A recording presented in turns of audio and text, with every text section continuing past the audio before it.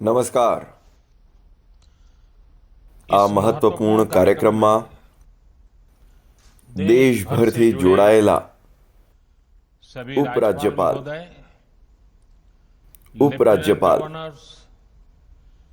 કેન્દ્રીય મંત્રીમંડળના મારા સાથીઓ, રિઝર્વ બેંકના ગવર્નર, રાજ્યોના મુખ્ય સચિવ, અલગ અલગ ઉદ્યોગોમાંથી જોડાયેલા સાથીઓ, સ્ટાર્ટઅપ ફિનટેકથી જોડાયેલા મારા યુવા સાથી, બેંકના વરિષ્ઠ અધિકારી અને મારા પ્રિય ભાઈઓ અને બહેનો, આજે દેશ ડિજિટલ વ્યવસ્થાને એક નવું પાસું આપી રહ્યો છે. ઈ રૂપી વાઉચર देश में डिजिटल ट्रांजैक्शन को, ડાયરેક્ટ બેનિફિટ ટ્રાન્સફરને डीबीटी को વધુ પ્રભાવશાળી બનાવવામાં ખૂબ મોટી ભૂમિકા નિભાવવાનું છે. इससे તેનાથી લક્ષિત, પારદર્શક અને લીકેજ ફ્રી ડિલિવરીમાં તમામને મોટી મદદ મળશે. 21મી સદીનું ભારત આજે કેવી રીતે આધુનિક ટેકનોલોજીની મદદથી આગળ ધપી રહ્યું છે, ટેકનોલોજીને લોકોના જીવન સાથે જોડી રહ્યું છે, તેનું ઈ રૂપી એક પ્રતીક છે. અને મને એ વાતનો આનંદ છે કે આ શરૂઆત એવા સમયે થઈ રહી છે કે જ્યારે દેશ આઝાદીના 75 વર્ષના અમૃત મહોત્સવની ઉજવણી કરી રહ્યો છે. અને એવા સમયે કે દેશ ભવિષ્યલક્ષી સુધારા બાબતે વધુ એક કદમ આગળ વધી રહ્યો છે. સાથીઓ, માની લો કે માત્ર સરકાર જ નહીં, જો કોઈ સામાન્ય સંસ્થા કે સંગઠન કોઈની સારવારમાં, કોઈના ભણતરમાં અથવા તો અન્ય કામ માટે કોઈ મદદ કરવા ઈચ્છે તો તે રોકડના બદલે ઈ રૂપી આપી શકશે. તેના કારણે એ બાબત નિશ્ચિત થશે કે તેમના તરફથી આપવામાં આવેલ ધન એ જ કામમાં વપરાયું છે કે જેના માટે તેણે રકમ આપી છે. શરૂઆતના તબક્કામાં હાલમાં આ યોજના દેશના આરોગ્ય ક્ષેત્ર સાથે જોડાયેલા લાભ બાબતે લાગુ કરવામાં આવી રહી છે. માની લો કે કોઈ સંસ્થા સેવાભાવથી સરકાર, ભારત સરકાર તરફથી જે મફત રસી આપવામાં આવી રહી છે તેનો લાભ લેવા માંગતી નથી, પરંતુ ખાનગી હોસ્પિટલોમાં જ્યાં થોડી કિંમત ચૂકવીને રસી અપાઈ રહી છે ત્યાં મોકલવા માંગે છે.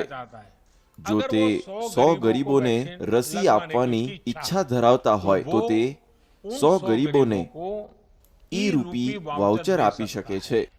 ઈ રૂપી વાઉચરથી એ બાબત નિશ્ચિત થશે કે તેનો ઉપયોગ રસી લેવા માટે જ કરવામાં આવ્યો છે, કોઈ અન્ય કામ માટે નહીં.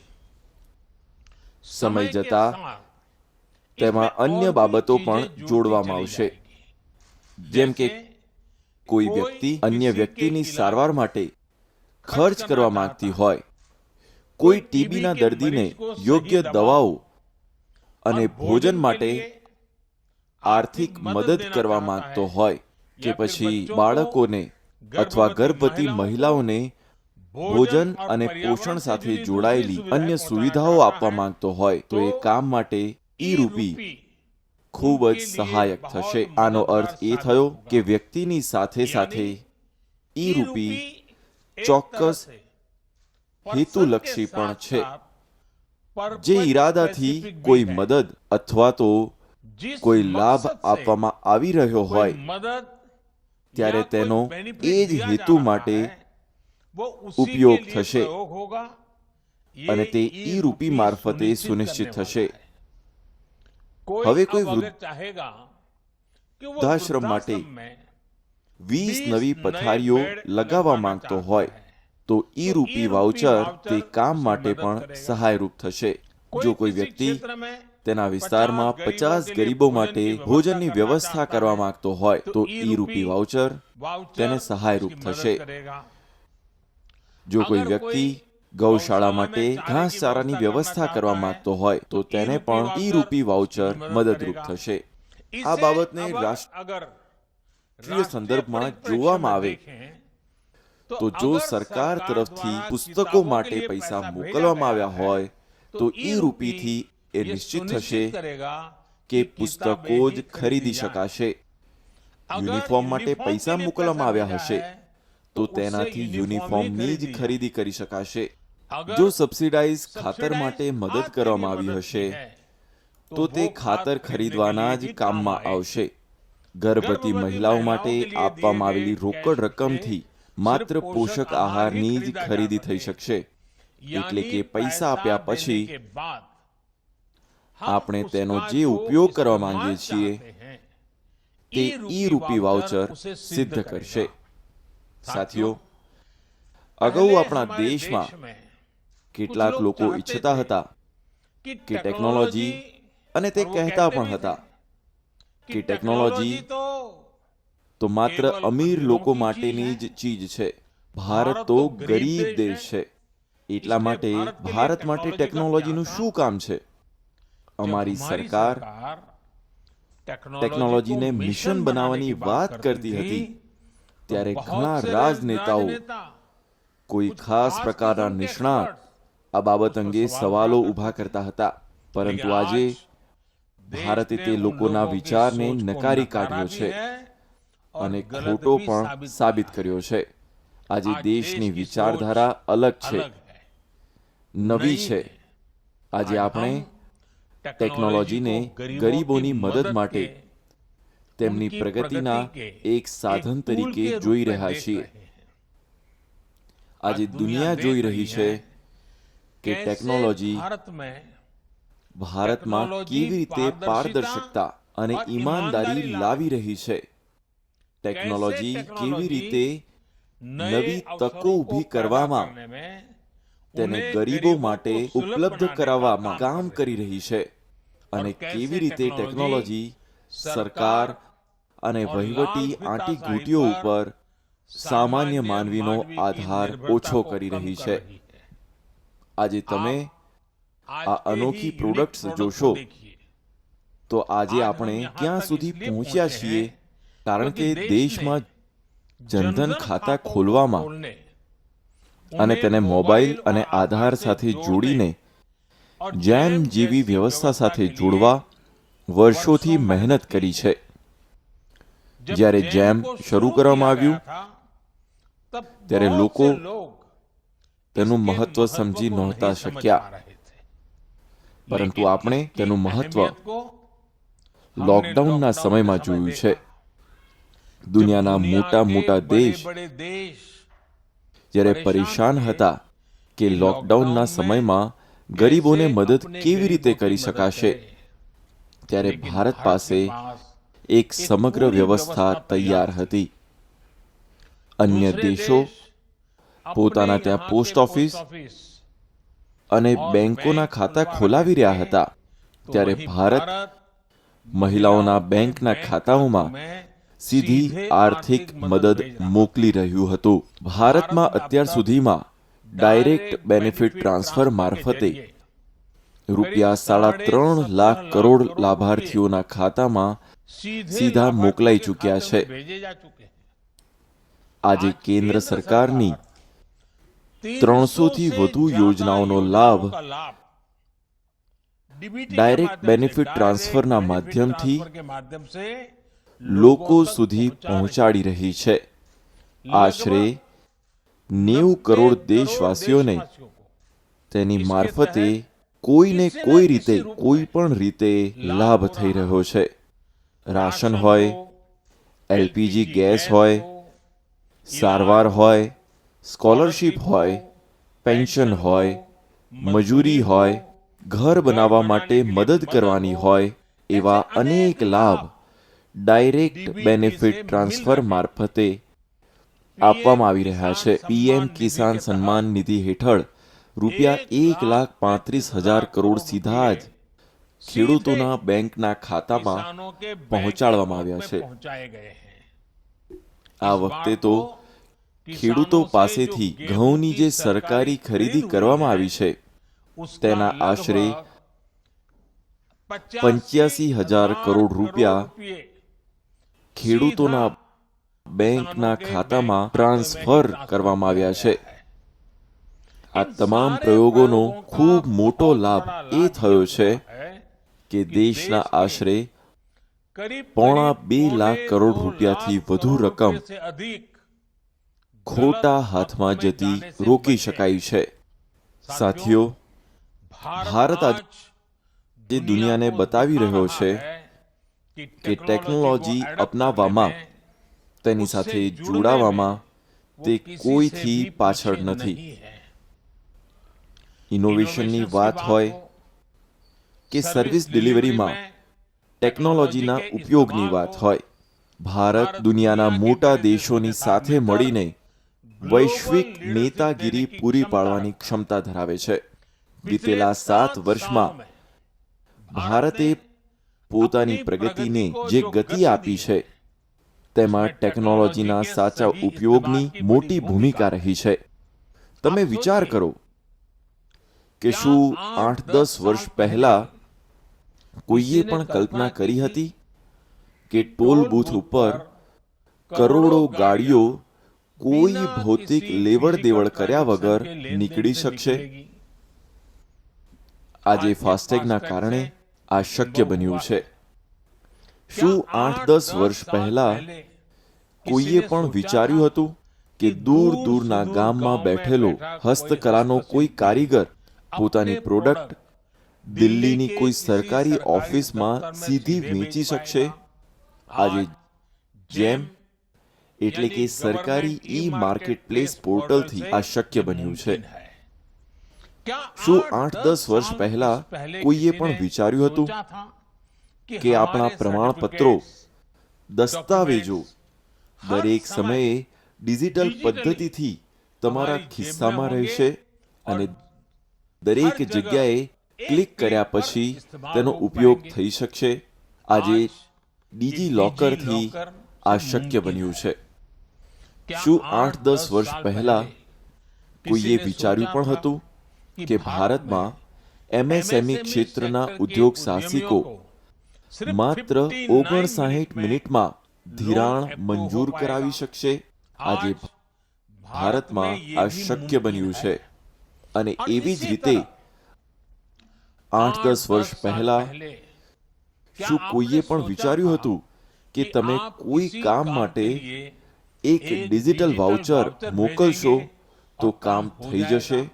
આજે આ પણ ઈ રૂપી મારફતે શક્ય બન્યું છે.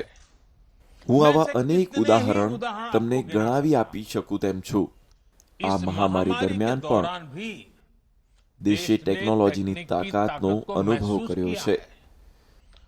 આરોગ્ય સેતુ એપનું ઉદાહરણ પણ આપણી સામે છે. આ એપ સૌથી વધુ ડાઉનલોડ કરવામાં આવતી એપમાંની એક છે. આવી જ રીતે કોવિન પોર્ટલ પર પણ આજે આપણા રસીકરણ કાર્યક્રમમાં રસીકરણ કેન્દ્રની પસંદગી કરવામાં, રજીસ્ટ્રેશન કરવામાં, વેક્સિનનું પ્રમાણપત્ર મેળવવામાં દેશવાસીઓને મોટી મદદ કરી રહ્યું છે. જૂની વ્યવસ્થા ચાલુ રહી હોત તો રસી લગાવ્યા પછી સર્ટિફિકેટ મેળવવા માટે દોડવું પડતું હોત. દુનિયાના અનેક મોટા દેશોમાં પણ આજે કાગળ ઉપર હાથથી લખીને પ્રમાણપત્ર આપવામાં આવી રહ્યા છે. પરંતુ ભારતના લોકો એક ક્લિકમાં ડિજિટલ સર્ટિફિકેટ ડાઉનલોડ કરી રહ્યા છે. એટલા માટે આજે ભારતની કોવિન સિસ્ટમ દુનિયાના અનેક દેશોને આકર્ષિત કરી રહી છે. ભારત તેને દુનિયાના દેશો માટે ઉપલબ્ધ પણ બનાવી રહ્યું છે. સાથીઓ, મને યાદ છે કે 4 વર્ષ પહેલા ભીમ એપ રજૂ કરવામાં આવી હતી ત્યારે મેં કહ્યું હતું કે એ દિવસ દૂર નથી કે જ્યારે મોટા ભાગના બિઝનેસના વ્યવહારો નોટ અને સિક્કાઓને બદલે ડિજિટલ સ્વરૂપે થશે. એ સમયે મેં એવું પણ કહ્યું હતું કે આ પરિવર્તનને કારણે સૌથી વધુ લાભ ગરીબો, વંચિતો, નાના વેપારીઓ, ખેડૂતો અને આદિવાસીઓના સશક્તિકરણ દ્વારા થશે. આજે આપણે જાતે અનુભવ કરી રહ્યા છીએ કે દર મહિને એ વ્યવહારોના નવા વિક્રમો સર્જાઈ રહ્યા છે. જુલાઈ માસમાં 300 કરોડથી વધુ વ્યવહારો યુપીઆઈ થી થયા છે. તેનાથી રૂપિયા 6 લાખ કરોડની લેવડ દેવડ થઈ છે. આજે ચા, જ્યુસ અને ફળ શાકભાજીની ફેરી કરનારા લોકો પણ તેનો ઉપયોગ કરી રહ્યા છે. એ રીતે ભારતની રૂપે કાર્ડ પણ દેશના ગૌરવમાં વધારો કરી રહ્યું છે. સિંગાપુર, ભૂતાનથી પણ તેની શરૂઆત કરવામાં આવી ચૂકી છે. આજે દેશમાં 66 કરોડ રૂપે કાર્ડ છે અને દેશના હજારો કરોડ રૂપિયાના વ્યવહારો રૂપે કાર્ડથી થઈ રહ્યા છે. આ કાર્ડને કારણે ગરીબોનું પણ સશક્તિકરણ થયું છે અને તેમનામાં એવી ભાવના ઊભી થઈ છે કે તે પણ પોતાની પાસે ડેબિટ કાર્ડ રાખી શકે છે અને તેનો ઉપયોગ કરી શકે છે. ટેકનોલોજી કેવી રીતે ગરીબોને સશક્ત બનાવી રહી છે તેનું વધુ એક ઉદાહરણ પીએમ સ્વનિધિ યોજના છે. આપણા દેશમાં જે લારી ફેરી કરનારા લોકો છે, ફરીને વેચાણ કરનારા ભાઈ બહેનો છે, તેમની નાણાકીય સમાવેશિતા અંગે અગાઉ ક્યારેય વિચાર કરવામાં આવ્યો નહોતો. પોતાનું કામ આગળ ધપાવવા માટે તેમને બેંકમાંથી મદદ મળવાનું અશક્ય હતું. ડિજિટલ વ્યવહારોનો કોઈ રેકોર્ડ જ ના હોય, કોઈ દસ્તાવેજ ના હોય તો બેંકમાંથી લોન લેવા માટે લારી ફેરી કરતા આપણા સાથીઓ પ્રથમ કદમ ઉઠાવી શકતા નહોતા, આગળ વધી શકતા નહોતા. આ બાબતને સમજીને આપણી સરકારે પીએમ સ્વનિધિ યોજનાની શરૂઆત કરી. આજે દેશના નાના મોટા શહેરોના 23 લાખથી વધુ લારી ફેરી કરનારા ફેરિયાઓને આ યોજના હેઠળ મદદ પૂરી પાડવામાં આવી છે. આ કોરોના કાળમાં પણ આશરે રૂપિયા 2300 કરોડ તેમને આપવામાં આવ્યા છે. આ ગરીબ સાથીદારો હવે ડિજિટલ વ્યવહાર કરી રહ્યા છે અને પોતાની લોન ચૂકવી રહ્યા છે. એટલે કે આજે તેમની લેવડ દેવડનો ડિજિટલ ઇતિહાસ બની રહ્યો છે. પીએમ સ્વનિધિ યોજનામાં એવી વ્યવસ્થા કરવામાં આવી છે કે રૂપિયા 10,000ની પ્રથમ લોન ચૂકવી દેવાતા રૂપિયા 20,000ની બીજી લોન અને બીજી લોન ચૂકવ્યા પછી રૂપિયા 50,000ની ત્રીજી લોન લારી ફેરી કરનારા સાથીઓને આપવામાં આવશે. તમને એ જાણીને આનંદ થશે કે આજે સેંકડો લારી ફેરી કરનારા ફેરિયા ભાઈ બહેનો ત્રીજી લોન મેળવવાની દિશામાં આગળ ધપી રહ્યા છે. સાથીઓ, આજે દેશમાં ડિજિટલ માળખાકીય સુવિધાઓ અને ડિજિટલ વ્યવહારો બાબતે જે કામ વિતેલા 6-7 વર્ષમાં થયું છે અને તેનો પ્રભાવ આજે દુનિયા પણ જોઈ રહી છે. ખાસ કરીને ભારતમાં ફિનટેકનો ખૂબ મોટો આધાર તૈયાર થયો છે. આવો આધાર તો મોટા મોટા દેશોમાં પણ નથી. દેશવાસીઓની હકારાત્મક માનસિકતા ફિનટેક સોલ્યુશન્સને અપનાવવાની તેમની ક્ષમતા અપાર છે. એટલા માટે જ આજે ભારતના યુવાનો માટે, ભારતની સ્ટાર્ટઅપ વ્યવસ્થા માટે પણ બહેતર તકો છે. ભારતના સ્ટાર્ટઅપ્સ માટે પણ ફિનટેકમાં અનેક સંભાવનાઓ છે. સાથીઓ, મને વિશ્વાસ છે કે ઈ-રૂપી વાઉચર પણ સફળતાનો નવો અધ્યાય લખશે. તેમાં આપણી બેંકો અને અન્ય પેમેન્ટ ગેટવેની ખૂબ મોટી ભૂમિકા છે. આપણી સેંકડો ખાનગી હોસ્પિટલો, કોર્પોરેટ સંસ્થાઓ, ઉદ્યોગ જગત, સ્વૈચ્છિક સંસ્થાઓ અને અન્ય સંસ્થાઓ પણ તેના માટે ઘણો રસ દાખવ્યો છે. રાજ્ય સરકારોને મારો આગ્રહ છે કે પોતાની યોજનાઓનો સચોટ અને સંપૂર્ણ લાભ સુનિશ્ચિત કરવામાં ઈ-રૂપીનો વધુને વધુ ઉપયોગ કરે. મને વિશ્વાસ છે કે આપણે સૌ આવી જ એક સાર્થક ભાગીદારી, એક ઈમાનદાર અને પારદર્શક વ્યવસ્થાના નિર્માણ માટે વધુ ગતિ પૂરી પાડીશું. ફરી એક વખત તમામ દેશવાસીઓને આ મોટા સુધારા માટે ખૂબ ખૂબ શુભેચ્છાઓ પાઠવું છું. ખૂબ ખૂબ શુભેચ્છાઓ. ધન્યવાદ.